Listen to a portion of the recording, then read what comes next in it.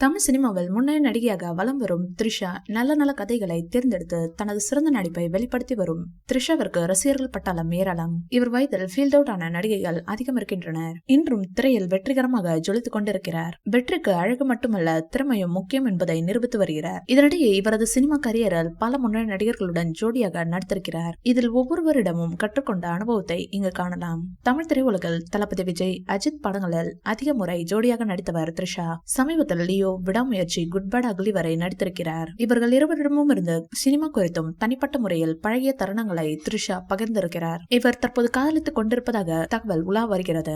இன்று திருப்பதி கோவிலில் ரகசியமாக கல்யாணம் நடைபெற உள்ளது.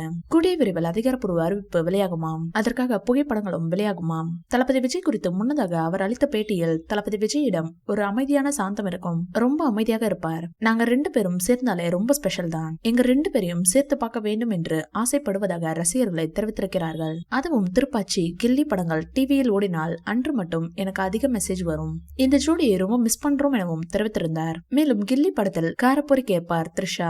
இதுவரை தளபதி விஜய் வாங்கி தரவில்லை என தெரிவிப்பதாக ஜாலியாக த்ரிஷா கூறியிருந்தார். அலை படத்தின் மூலம் இருவரும் ஜோடியாக நடித்தனர். இந்த படத்தின் மூலம் இருவருக்குமான நட்பு தொடர்கிறது. ஆன் ஸ்கிரீனில் கெமிஸ்ட்ரி அள்ளித்தரும் இந்த ஜோடி நிஜ வாழ்வில் சிறந்த நண்பர்களாக இருக்கிறார்கள். சிம்பு, த்ரிஷா என்று பெயர் சொன்னாலே வதந்திகளும் சேர்ந்து வந்துவிடும். இன்று வரை இருவரும் காதலித்து வருவதாக கிசுகிசுக்கப்படுவதை காணலாம். இந்த வீடியோ பிடிச்சிருந்தா லைக் பண்ணுங்க, ஷேர் பண்ணுங்க.